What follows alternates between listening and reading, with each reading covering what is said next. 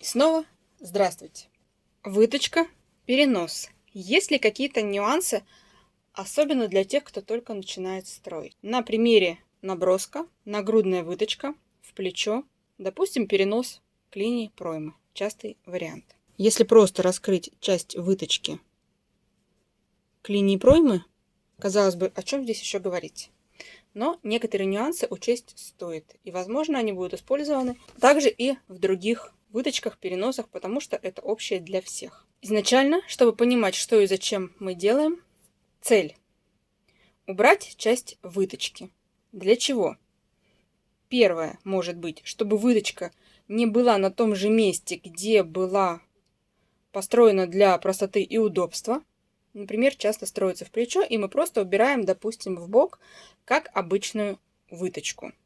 Перенос на новое место с сохранением функции выточки, закрывая ее, как она была изначально и закрыта. Второй вариант – это уменьшение прилегания в изначальном месте выточки. То есть мы хотим убрать часть выточки, допустим, из зоны центра груди, плечо, для того, чтобы сделать данную область изделия чуть менее сформованной, более свободной, менее прилегающей и чуть более широкой.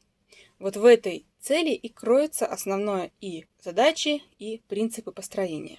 Перенос части выточки в несколько разных мест может быть, если мы закрываем всю выточку частями, не закрывая их на новых местах. Это приведет к увеличению изначальной площади детали. Именно это уплощает форму изделия. Например, футболка. Изделие без выточек. Она не подчеркивает форму, даже если это не трикотаж. Плавно проходит между всеми формами. Достаточно свободное изделие. Места раствора выточек становятся длиннее, превышая длину тела в этих областях. Например, перевод части выточки из плеча относительно того места, куда мы переводим. Вот это место, раскрывая часть выточки, повышается внешний срез, то есть становится длиннее. Техника исполнения и внешний вид изделия в этом месте могут разниться. В чем суть? Если главное это уплощение изделия в конкретном месте, то есть то, куда мы переводим выточку, то, откуда мы ее убираем. Использовать часть выточки – это способ достижения цели. Если не важно, как часть выточки будет раскрыта, то можно выбрать любой вариант. Получается, изначально по модели есть желание уйти от выточки, убрать выточку, допустим, там, где она находится при построении, но при этом убрать четкую форму в другой части, в области прилегания, где все подчеркнуто. Если вы знаете, что такое коническое расширение изделия, то, в принципе, это оно и есть. В результате раскрытия через центр выточки, части выточки в другом месте, появляется складка именно вот в этом месте. Ну, допустим, берем обычную юбку, раскрываем выточку. Обычная юбка с выточкой. Закрываем выточку, раскрывая ее в линию низа. Кроме того, что расширяется вся линия низа, именно вот в этом месте появляется фалда, складка. То есть вот эта часть остается такой же, какой она и была. Соответственно, если мы посмотрим на вот эту выточку, допустим, на юбке, как мы ее обычно строим. Линия талии, линия выточки, чтобы центральная часть при закрытии выточки попала в шов, так как диагональные линии длиннее, мы центральную линию достраиваем до уровня вот этих линий. Допустим, здесь 10, значит и здесь не 9,5 будет, а 10. Вот такой домик, когда мы закрываем, он попадает, все, что выше, попадет в шов притачивания, припуск. Для того, чтобы это было плавной линией, мы делаем параллельные, плавные линии. Чуть-чуть с боков также добавляя ткани, чтобы линия была более плавной. Но это именно технический аспект. Сама юбка не меняет при этом своих параметров. Ни ширина, ни высота, ничего другого. Именно раскрытие части выточки не означает, что мы, раскрывая выточку,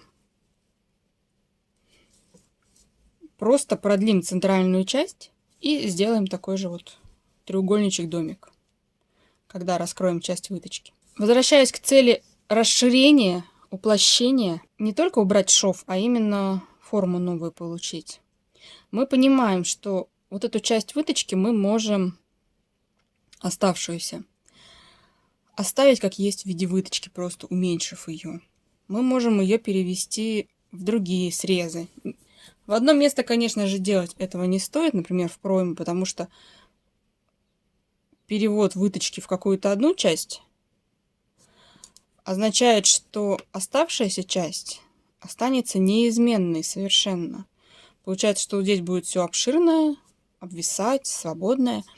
А вот эта часть, какой была, прилегающей, плотной к фигуре, так и останется. Конечно же, это не цель. Поэтому, если мы переводим оставшуюся часть выточки в какие-то другие, к другим линиям, к другим срезам, именно, то сейчас мы не обращаем внимания на то, что она осталась. Мы переводим часть выточки к пройме, понимаем, что вот все, что здесь есть на данном этапе, и вот это все, оно остается неизменным, с тем же прилеганием, с теми же длинами. Площадь вся остается та же изначальная. То есть более уплощенного изделия мы не получим. Мы получим просто складку вот в этом месте. Соответствие количества ткани, площадь ее вне вот этой складки, так же, как и раньше, соответствует тому же количеству тела, как и было. В этом плане ничего не поменялось. Когда мы переносим выточку, то есть такой аспект, я о нем уже несколько раз говорила раньше. Чем длиннее выточка, тем больше ее ширина раствора на окончании. Чем длиннее высота груди, расстояние, тем больше раскрытие ширина раствора на плече. Поэтому корректно, замерив полуобхват груди 1 и 2, из полуобхвата груди 2 вычесть полуобхват груди 1 и получить... Не для всех случаев, где-то ширина груди меряется, неважно. На линиях, где мы проводим замеры, вот эту разницу на этих линиях мы и откладываем. Все остальное получается уже в результате построения. И нас уже эти цифры мало волнуют. Так вот, откладывая на линию полуобхвата груди 1 точки, есть еще такой вопрос возникает иногда, как правильно проводить замер. На самом деле технически начертить выкройку тоже есть вопросы. Например, вот мы центр груди, вот эти 2 точки поставили, и как между ними замер проводить. По прямой это можно сделать, или такие же длины отложить несколько раз как бы радиусом, чтобы получить дугу и по ней уже замерять, как более правильно. Если вот сюда, на предполагаемую линию раскрытия выточки, отложить такое же расстояние, как на изначальной выточке, то если мы четко знаем 3 точки, между которыми проводится замер, удалены на нужное расстояние друг от друга, то неважно, вот так мы замеряем или вот так. Если четкое расстояние между ними есть и оно сохранено, то по прямой будет даже корректнее. Легче замерить его, точнее.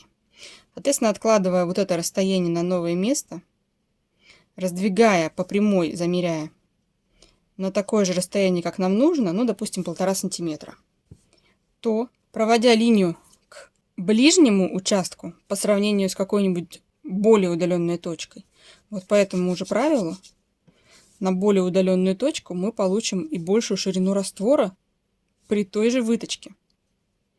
Соответственно, к более близкому расстоянию ту же часть, которая нам нужна, перенося, мы получаем меньшую ширину раскрытия. Ближе – меньше, дальше – шире. То есть, закрывая одно и то же количество часть выточки, мы получим меньшую вот эту длину. В принципе, это будет более аккуратный вариант. Получается, что если мы по вот этому корректному правилу раскрываем выточку, мы получаем некоторую складку. Нам это не очень надо.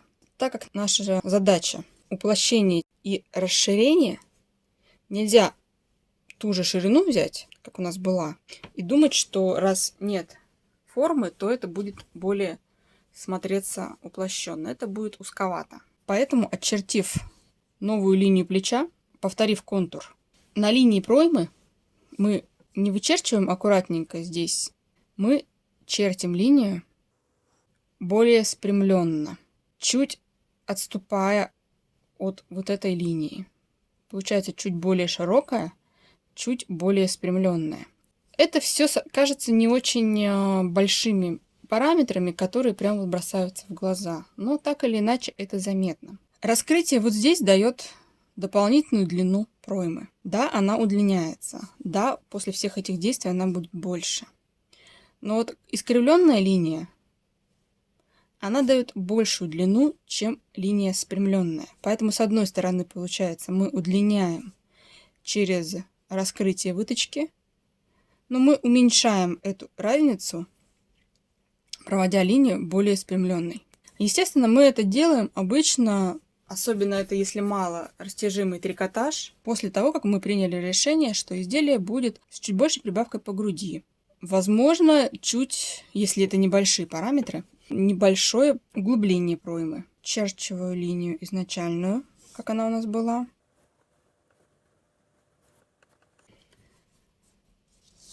То есть мы берем, немножко расширяем наше изделие и немножко углубляем линию проймы. Не вот как она была, а чуть ниже. Возвращаем на место. Вот что у нас было изначально. Чуть-чуть раскрываем выточку в пройму. И мы чертим уже к новой линии глубины проймы. Вот сначала как она у нас, если мы просто повторяем контур после раскрытия. Вот такой. А теперь вот так вот она выглядит. Мы совсем немного спрямляем, здесь добавляя немножко ширины. Возможно, мелковат рисунок, не так четко видно. Мы спрямляем линию. Вот эта жирная линия, получается, это дополнительный объем, ширина.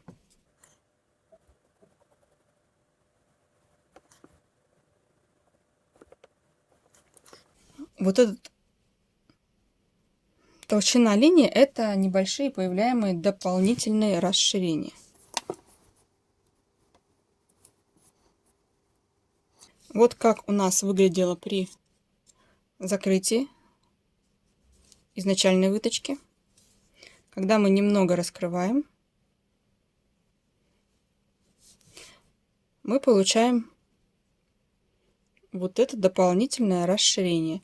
Видно, что линия на этом участке более прямая, но участок получил очевидное, помечу выточку,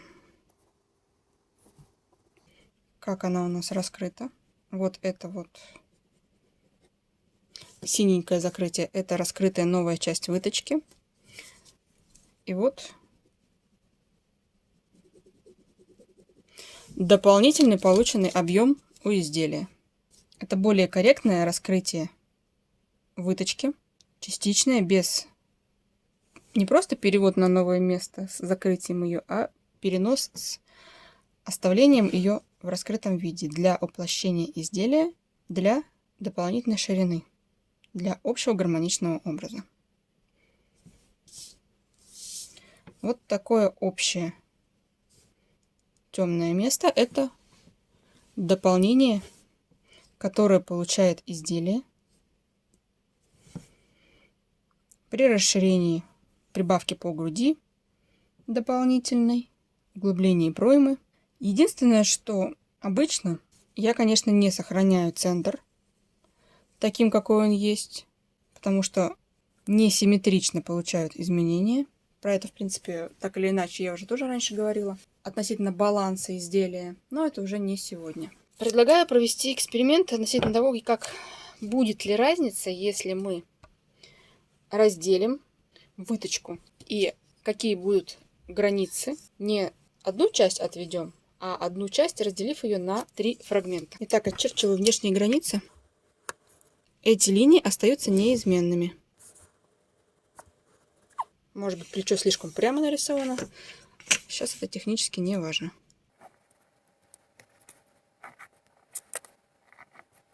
Так, выточка номер 1 пойдет, допустим, вот сюда. Разрезаем. Для наглядности закроем половину. Никто и не говорил, что рисунок идеальный.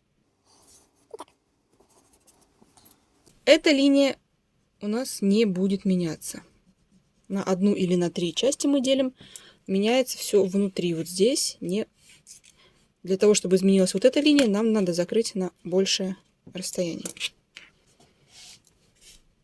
Вот для наглядности границы выточки. Вот эта часть, конечно же, тоже не меняется.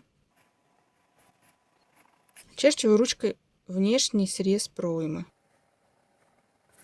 Мы видим, что у нас вот они, границы изделия при выточке в одну часть. Попробуем добавить эту же выточку, разделить на чуть большее количество. Да, она очень маленькая и не супер наглядно будет, но тем не менее.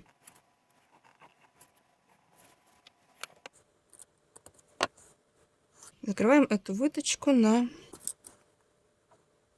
меньшее расстояние. В принципе, и так, наверное, уже видно, что уголок, вот этот вот, начинает, он... В чем еще дело, что вот эти линии, которые выше и дальше находятся, когда мы их смещаем, то линия, которая была здесь, она уходит сюда, ближе к центру. То есть она перестает закрывать с собой то расстояние, которое она закрывала изначально. То есть ширина изделия приходится уже меньше. А нам надо все-таки более расширенный вариант, уплощенный, а не уменьшенный. Раскроем еще одну сторону выточку.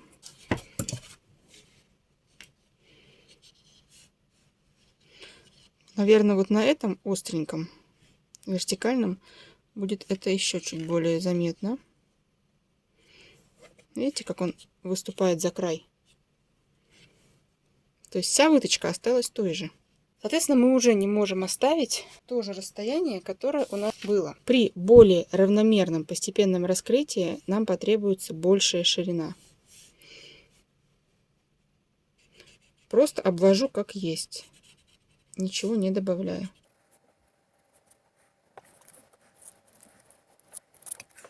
Можно увидеть, что линии новые, они в стороне расположены и чуть более спрямленные. Да, это не очень наглядно из-за мелкого варианта, но понять это можно. Когда мы раскрывали вот здесь изначальную выточку, и вот эта линия, смещаясь чуть вверх, начинает собой занимать другие положения. То есть вот здесь, допустим, да, располагалась более длинная линия. Вот это, например, линия более короткая. Когда мы здесь рассекаем и на место вот этого линии ставим фрагмент, край которого более короткий, вот так, то вместо вот этой длинной линии мы получаем вот эту более короткую. Мы заужаем, а нам надо расширить изделие, уплощая. Изделие должно получать более спрямленную, а расширенную в сторону линию. На самом деле обычно еще и чуть удлиняется плечо, ну, или более сильно в уплощенных изделиях, для того, чтобы линия была более корректной относительно ширины изделия и длины плеча, чтобы встраивать рукав. Все это не сегодня, но это надо учитывать. Нельзя просто раскрыть выточку, технически ее дорисовав для исполнения шов. Можно сделать, хотите, делайте, пожалуйста, но красивее и равномернее будет, когда не надо делить на несколько штук, но просто самим сразу подрисовать правильную линию проймы, более широкую и более спрямленную. Так вся выточка распределится равномернее. Желаю красивых изделий. До скорых новых встреч!